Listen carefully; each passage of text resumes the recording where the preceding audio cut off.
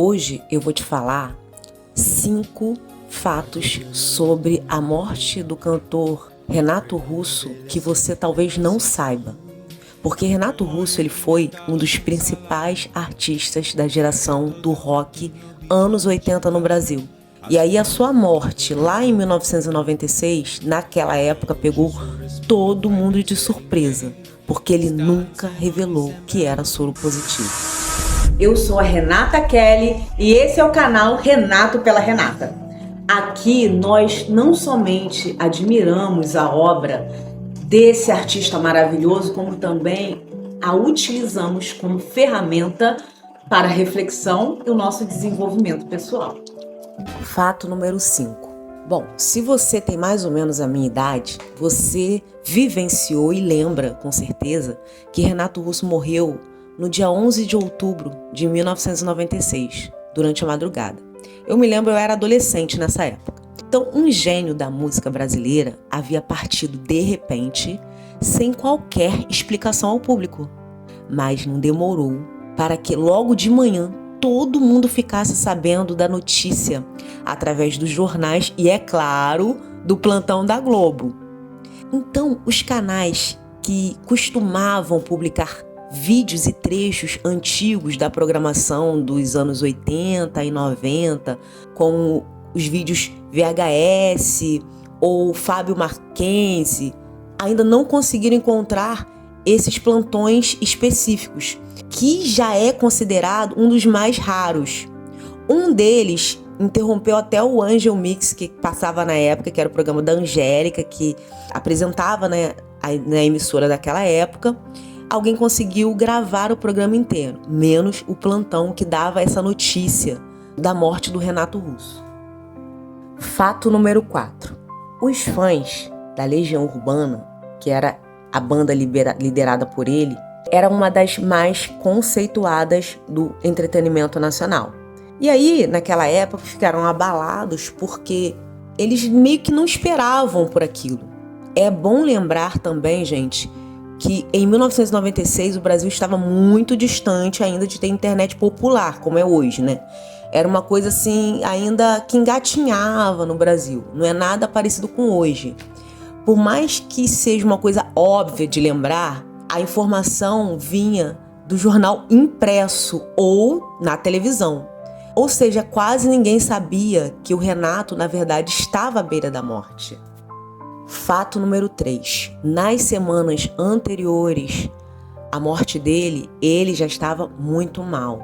Relatos de amigos que deram entrevistas na época e também, bem depois da morte do Renato, deram conta de que ele estava numa depressão terrível, porque sabia que estava próximo de morrer. O cantor ele era bem sensível, como as entrevistas dele também mostravam, né, quando ele falava, e ele sentiu assim a proximidade da morte e aquilo dali derrubou ele assim de vez. E aí, legionário, você tá gostando desse vídeo? Então, eu vou pedir para você se inscrever, caso você ainda não seja inscrito. Curta, comente, compartilhe, ajude esse canal a continuar crescendo para que mais pessoas possam refletir e ter o seu desenvolvimento pessoal através da música e da arte do Renato Russo. Antes de prosseguir com os fatos com relação aos últimos dias do Renato, é bom lembrar que, além dele ser um representante do entretenimento, né, da música pop, rock brasileira, de ser um exímio músico, ele era um ser humano. E um dos motivos pelos quais esse canal existe é justamente por conta da sua representatividade de identificação com as suas letras. Ele cantava sobre a vida humana e sobre as suas dores. Por isso tanta gente se identifica. Então, eu gostaria de falar para você que está ouvindo aí, legionário, ou se você conhece alguém que está passando por um momento difícil, que existe luz, que existe ainda uma esperança para você. Renato, embora ele tenha sucumbido, tenha passado por tantas questões, ele cantou sobre esperança também. Sempre existe uma luz Sempre existe um caminho. Não desista. A sua vida importa sim. Você sabia que a sua simples existência no mundo, ela já faz a diferença? Nada no mundo é em vão. Nada. Que dirá a sua vida, né? A sua vida importa sim. Pega as letras do Renato, medita sobre elas e veja o quanto você pode aprender, refletir para o seu desenvolvimento humano, antes de qualquer coisa que você queira fazer a diferença nesse mundo, que você queira com a sua vida transformar muitas dores em sorriso. Fato número 2. Ele era, gente, soro positivo desde 1989. Mas o que acontece? Ele escolheu esconder isso do público. Até os seus parentes mais próximos, tipo igual a mãe dele, por exemplo, eles não sabiam da doença. Então, no dia da morte dele, a mãe dele declarou aos jornalistas que ele tinha morrido de anorexia nervosa. Então, poucas horas depois, o médico particular do Renato confirmou que a morte dele aconteceu por consequência da AIDS, a doença pulmonar obstrutiva crônica, septicemia e também infecção urinária. Fato número 1 é que o estado emocional do Renato era evidente nas últimas gravações do Legião Urbana, que começaram pouco depois dele terminar de trabalhar no disco solo Equilíbrio Distante, aquele de capa amarela com as músicas em italiano.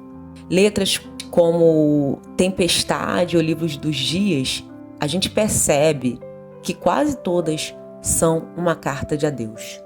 Inclusive, muita gente nem sabe, mas enquanto ele gravava A Tempestade, o Renato Russo ele já estava sofrendo demais com as questões relacionadas à sua saúde, principalmente porque ele não conseguia se alimentar direito. Então, ele foi para o estúdio gravar apenas a voz guia das músicas e não voltou para dar o acabamento.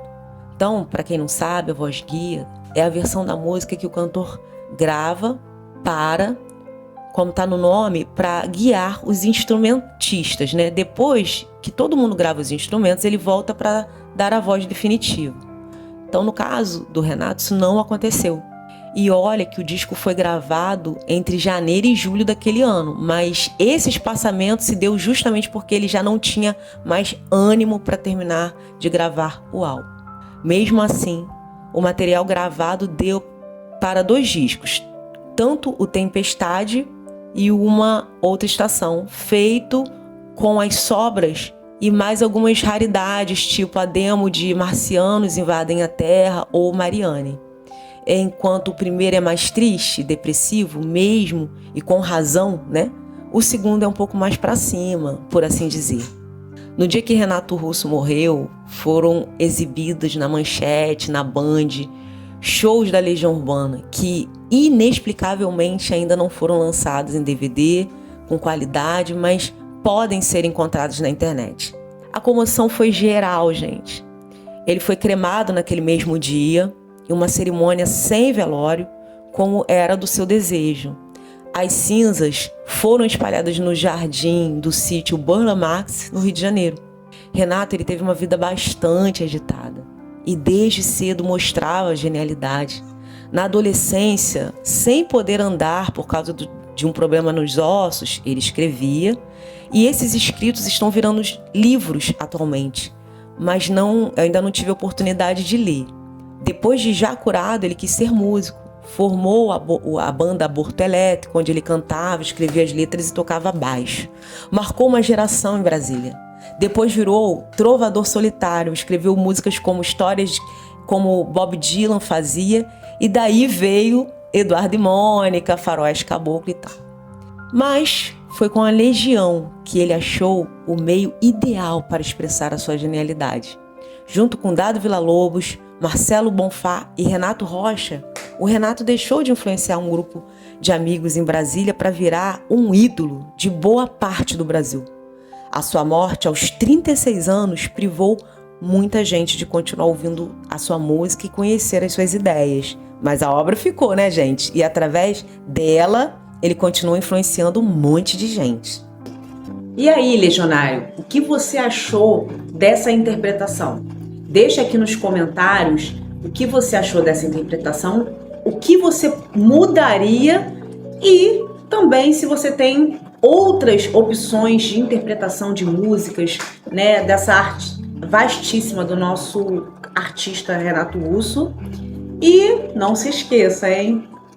Você é diferente.